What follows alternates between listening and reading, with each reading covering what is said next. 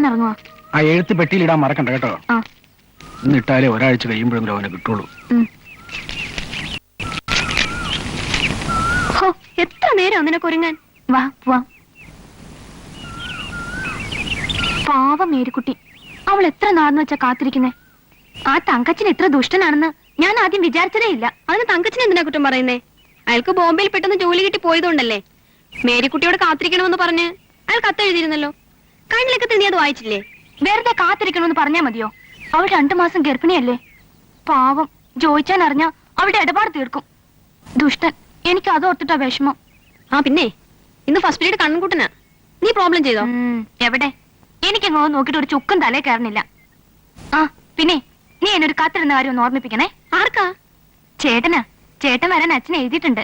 അതെങ്ങനെ? ഇപ്പൊ പോയിട്ട് 3-4 മാസമല്ലേ ആയുള്ളൂ. അവധി കിട്ടോ? ട്രെയിനിങ് പീരീഡ് ആയതുകൊണ്ട് അത് കഴിഞ്ഞ അവധി കിട്ടുമെന്ന് ചേട്ടൻ കഴിഞ്ഞ ആഴ്ച എഴുതിയിരുന്നതാ. അത് പറഞ്ഞ അച്ഛൻ കേൾക്കാൻ.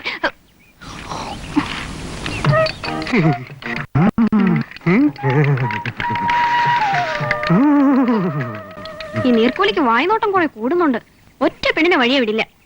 ചേട്ടൻ വരട്ടെ, ഞാൻ പറയാം.